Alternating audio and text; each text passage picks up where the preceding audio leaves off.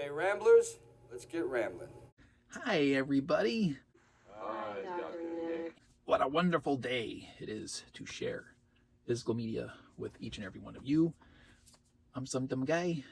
Welcome to another episode of SumDumBuys. This will be part 3 of my second purchase for Kino Lorber's spring into summer sale for the year. So I guess that officially makes it a part 5 overall for the sale. So we got lots of stuff. That's what Kino Lorber sales are for. That's what they do to me. Unashamedly, perhaps. I'm not telling. Shall we dive in to the rest and final installment? Let's. So for this last batch, our first title will be the last to come with a slipcover. It is a very new release as far as all things go. Came out, I guess, maybe 4 or 5 months ago. So surprised it ended up on the sale and getting it at a great price. This is all going to be Blu-rays. This will be a blind buy, as they so often are for me in Kino sales. This film is from 1956. It's colored 111 minutes. It's probably going to be a strange film in a sense. It's a Howard Hughes produced, I guess, because it says presents here. It doesn't say directed by. Directed by Dick Powell, whoever he is. Starring John Wayne and Susan Hayward. Looks pretty good here. Very strange casting choice, I still say to this day. This is The Conqueror. I like this slipcover though. This is a very beautiful poster. Maybe this is original poster, theatrical poster art. I don't know. But yeah, just to cast an actor like John Wayne to play Genghis Khan in any era has always struck me as odd. Modern day nonsense aside, it just seems really, really weird.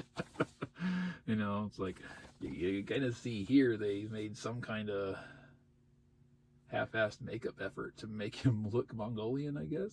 But when you look here, you're like, no. Yeah? No, so, I don't know. I'm confused by it, but it's still a nice image. If you take this out of the equation and you just like, here it is for that, I like that. It looks good. So, yeah, but the blurs. Ooh, focus.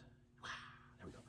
The John Wayne library bills. And I say, yay. Next up is a 2-pack collection. Tupac. And more or less purchased on a combination of price and theme. It is these are pair war films. One is at least a World War II film. The second one, 1944. Okay, so they both are going to be World War II films, both blind buys. One from 1964, color 102 minutes. The second one, 1969, color 90 minutes. First title starring Cliff Robertson and George Chakiris, I hope. Number 2, starring David McCallum. Ducky? I'll be damned. Yeah, there's a picture of him as a young man. I've never seen David McCallum in anything outside of NCIS. I always heard reputation-wise, oh, he's such a well-known actor. He's been around forever. He's a legend. And I'm like, NCIS, never heard of him before. Never seen him in anything since either. So kind of cool there. It'll be my introduction to him as a younger actor. Cliff Robertson I like. I don't think I've ever seen him as a younger man either, though, interestingly enough. Not this far back. How about we reveal some titles? So we have 633 Squadron. And then up here, or down here rather, we have Mosquito Squadron. A pair of Squadron movies. Mosquito Squadron and 633 Squadron. Very interesting. These presumably both about fighter pilots or squadrons of planes, and hoping that in the era of the mid-late 60s that those are done well and done some justice. Another blind buy, a violent crime, a secret affair, a single witness. I just said this is a blind buy. I lied because I did catch this one at least once on cable back in the day. This is from 1987. Color, clearly, 112 minutes. This one stars Steve Guttenberg, Elizabeth McGovern, and Isabella Huppert. Directed by Curtis Hanson, whoever he is. I have vaguest recollection of parts of this, not the entirety of the film, but this is the bedroom window. This is a story of a couple in something of an illicit affair who witness a violent act outside the bedroom window in which they are, I'm just going to say frolicking. It's a good word, right? We like frolicking. And, you know, events ensue because obviously they should not have been where they were at, and they witness something that should not have happened. And you end up with conflicts, either dramatic, emotional, legal, safety, who knows? My recollections don't go that far, I'm afraid. But good stuff, potentially, I hope. We'll see. I don't think I've seen I've seen this before, but I don't think I've seen Steve Guttenberg in a dramatic role before. So, yeah, it's almost strictly comedic. This is a heavy case. Next up, it's a deluxe 3-disc edition. D.W. Griffith's American Epic. This is one of those old films that, like, everybody knows the title of, like, they recognize it, but how much actual familiarity they have with it varies, and most people don't probably have much. Why? Because it's from 1915, and this is saying it's color tinted. This thing is 192 minutes long. From 1915, 192 minutes long. That is 3 hours and 12 minutes of silent film. Let us hope I didn't bite off more than I can chew here. This is the deluxe 3-disc edition of The Birth of a Nation, which I was going to say it appears to be a Civil War epic without reading anything of the synopsis. It's an interesting premise for this title. Would one consider the finale of the conclusion of the Civil War, the birth of our nation? Because, I mean, it was, in effect, 77 years prior. And that's a lot of years. So, I don't know. I don't want to read anything up on this. I don't. I want to just dive in and watch it. And I will. Vibrant, gritty, enthralling from the San Francisco Chronicle. This movie has an interesting reputation, and it made me curious, not overall to see it, but I said I was aware of it in the cultural zeitgeist of things and the reputation, but I didn't know that it ever actually. I've never encountered this as a title out in the wild before. So scrolling through and boom, hey, guess what? There it is in the Kino Lorber sale. Hey, I guess Kino Lorber did this and released it. Good on you guys. It's from 1986, color 87 minutes, so it's pretty brisk. I really don't know what this is about.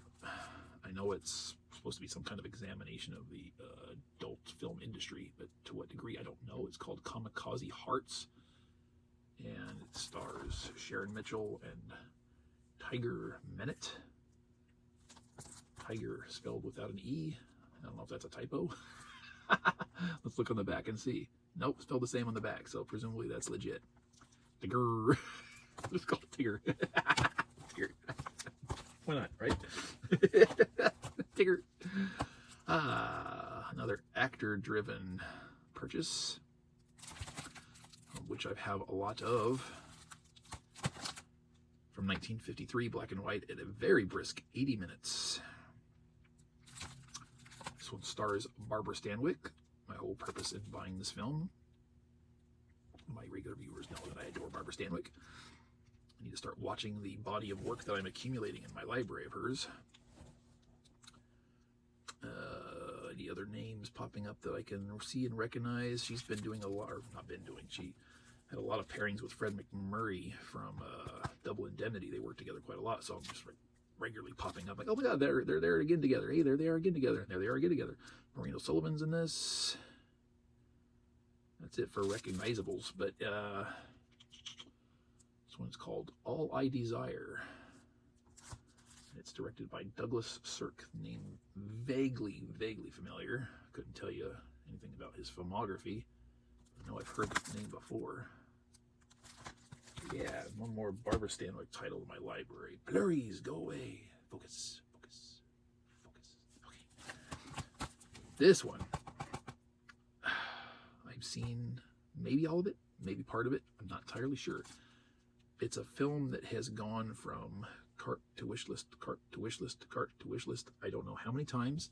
It's always got the short end of the stick, and it's always been eliminated from my final purchasing whittling. And I decided I was done with the back and forth on it. It has popped up on sale so frequently, I'm afraid, like, by the time I decide, okay, I'm going to get this, I'm ready to get this. Hi, sugar. Say hi to the people. No, I'm just going to pass through. By the time I'm going to get it, it wouldn't go on sale anymore, or go out of print. I mean, who the heck knows? So, I did a pull trigger. 1970, color, 115 minutes, starring Candice Bergen, Peter Strauss, Donald Pleasance, Stained with the Blood of the Innocent, a Ralph Nelson picture.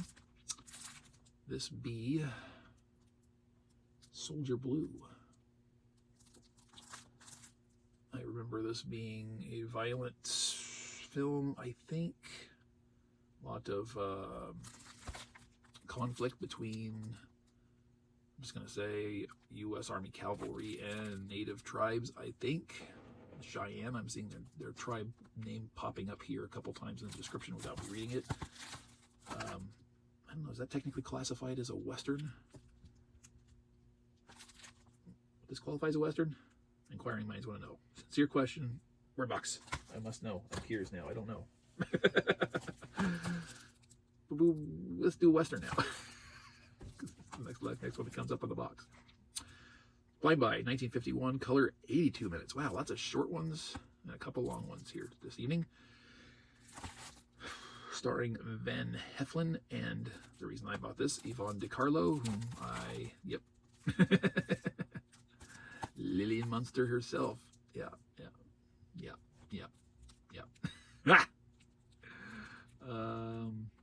That's it for recognizable names. Looks like we got maybe some potential cavalry in this film as well. But this one is called Tomahawk. It's interesting. It's similar, like the group of. This one's the cavalry, it looks like, in silhouette, and this looks like cavalry and natives battling on that image there. Huh. Coincidence? Whatever. Who cares? Yeah, so there's some cavalry. There's Yvonne DiCarlo. 1951. She looks to me a little older than I think she should. Maybe it's the image. Maybe it's the lighting. I don't know. I'm sure it's great. I'm sure she looks great. I'm sure all is great. Yeah. Moving on. More war films. Directed by Donald Siegel this time around. Going back to 1962, black and white, 90 minutes. Starring Steve McQueen. That's a combination, Steve McQueen and war film is the reason for my purchase here. Co-starring Bobby Darin. That's a name I recognize. Fess Parker. Let's see, what kind of war do we got going? This is another World War II film, it looks like. This one is called Hell is for Heroes. That's too bad. I wouldn't think heroes would want to go. And if you knew being a hero sent you to hell, would you still want to be a hero? That's a hell of a price to pay for heroics. Just saying. Know what I'm saying? Alrighty. Haha, this is like a triple whammy here. Blind Buy, 1936, Wayback Machine, black and white, 113 minutes. Whammy Time, Gary Cooper, Jean Arthur, Cecil B. DeMille. Co-starring James Ellison and Charles Bickford, we have The Plainsman.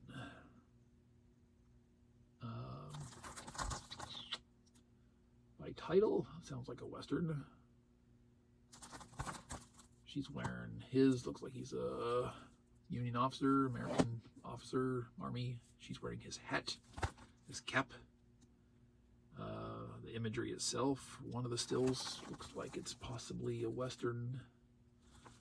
Otherwise, it's hard to tell for sure, but whether it was or not, this little ensemble here, that was going to grab me up no matter what. I'll be damned. Gary Cooper plays Wild Bill Hickok in this film. I guess it's definitive that this is a Western. I think historically, Wild Bill had long hair.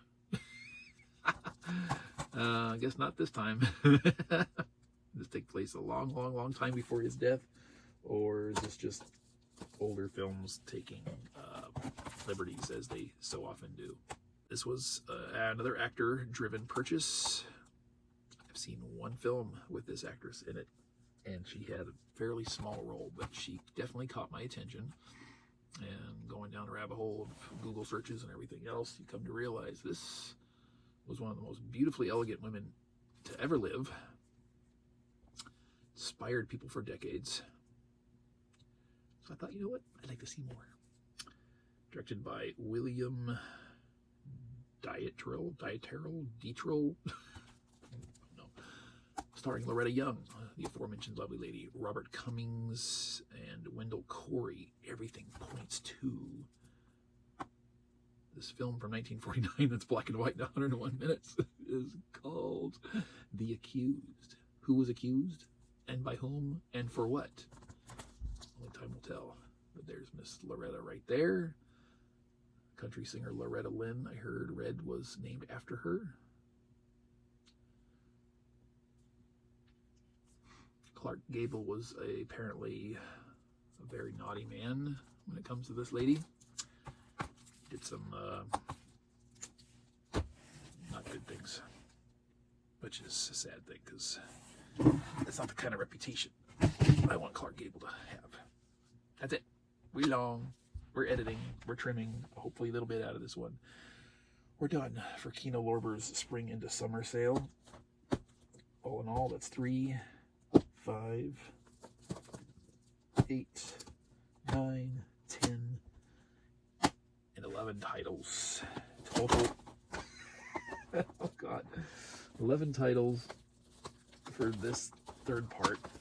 I haven't even attempted a tally for everything I purchased for the sale. I think it's probably in the 60s. If I were to take a shot in the dark, I have my, actually, look at this. There we go, that's right. A little organized by spine type, we'll just say, right? And we'll set them there for the moment. Said, Kino Lorber gets me every single time when they have one of their solid sales, either spring into summer or March Madness. They have one other big sale during the year, if I'm not mistaken, don't they? But yeah, I need to throw 700 or some odd titles out on the sale. You're getting my attention, and boy, you're going to get my attention. So I just, and I always end up weeding out probably in the neighborhood of close to half.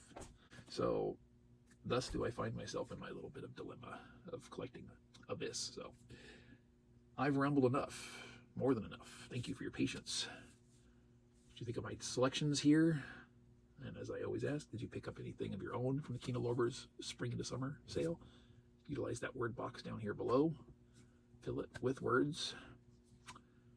And when I've got this edited and posted and published, and you guys view it, I look forward to reading and responding. So thank you once again, and bye. Alan.